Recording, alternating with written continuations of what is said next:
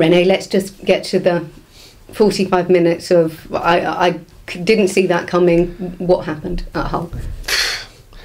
I don't know, Sarah. I can't explain to you. I mean, it was a bigger surprise as for myself, for the rest of the staff, for all the travelling fans. It's just a freak, unfolding of events in the second half where they grew from strength to strength and we just folded really. And the weird thing is that why didn't I see it coming is because the trend that we've established over the last weeks has been very, very good. The performances against really tough opponents have been very, very good. The win against Norwich away, excellent. So we wanted to build on that, and then this was a real surprise. You made a lot of changes. Do you put anything to do with the result down to those changes, or is it just simply a case of? It's easy really to put it down to those changes, but obviously we really as a staff and with some you look at it and you look at the fixtures that are coming up, and we knew it was very important an element for us to get something out of the Norwich game. It was to get something out of there which will set us up for the next game, and we knew we have to dig deep as we have had to do in all the games, but not always got the rewards. In Norwich we did, and it felt extremely good, but there are certain players it would have been very, very difficult for them to ask the same thing, away to Hull, and that's why we consciously made the choice to say let's make sure that we keep the energy in the team, so we can keep the momentum of energy going, and then again we've got this important game of West Ham, so many days later at home. So I think for us it was just the right thing to do, and it was very disappointing that we got a result, like we did against Hull. That's gone. Put to bed. Let's talk about West Ham and how important that game is tomorrow at Craven Cottage.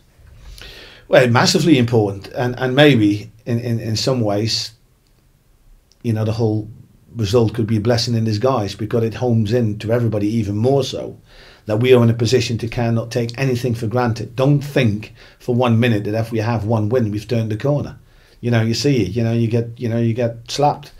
But I'm sure that the players involved, and even the ones not involved, everybody involved with Fulham Football Club, felt it an enormous, an embarrassing experience, and hopefully we'll turn that into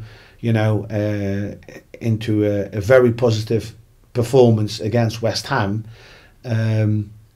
which will get us the points that we so badly need. Some of those changes were imposed on you because of niggles within the squad in terms of injuries. How is it looking for tomorrow in terms of players coming back or fitness levels of those that had to miss out? Well, there's unfortunate with the players like again Dimitar Berbatov has been a constant question mark over the last 3 games. Every time there's been a late fitness test, and every time he was just not ready.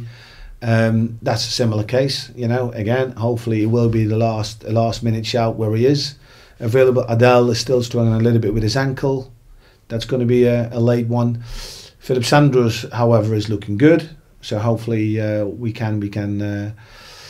he comes back in the squad. So further than that, everybody's okay. So we should look in good nick. Around about 5 weeks ago at Upton Park, it wasn't a display that anybody obviously could be pleased with. How far do you think the squad that you've worked with has come since that defeat at Upton Park, taking into tomorrow?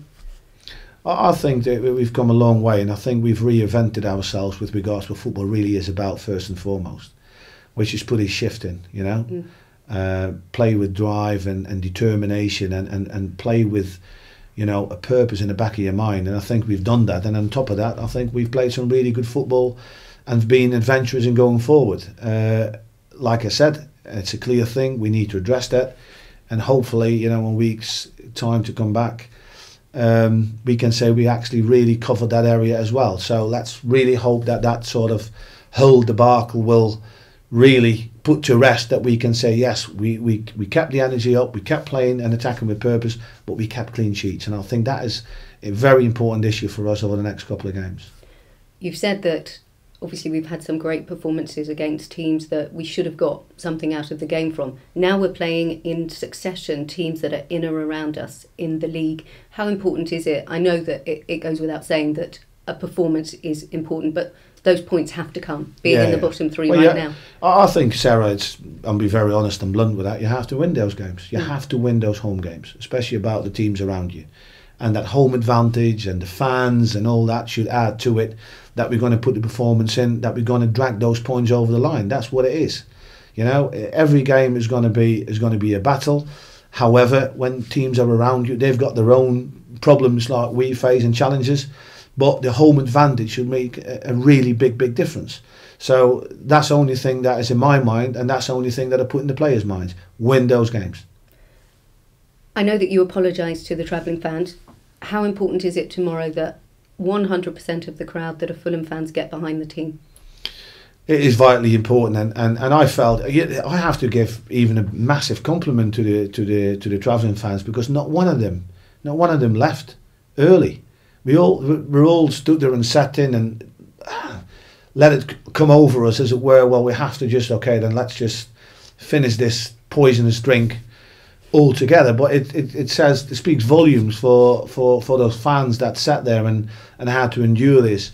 However, like I said, and that's why the apology was right. We're going to do everything to making sure that this was a blip and nothing else, and that we're going to keep on the trend that we put in there, that we're going to give it us all. And like I said, the fans have been terrific for us, and I'm sure that if they will, and I'm sure they will be probably one of the most important elements why we're going to win that game against West Ham and Sunderland. Alan Kirbishley, Ray Wilkins now joined you as part of the backroom team. How important is their experience helping you and helping the squad and guiding them towards a better second half of the season? Very important, Sarah, and like I said, let there be no misunderstanding that I'm fully behind those appointments, because I've discussed that in length with the owner and with Alistair McIntosh. I want a really good and strong team around me, and there needs to be a balance in there. I've got some really good, young, ambitious, energetic coaches.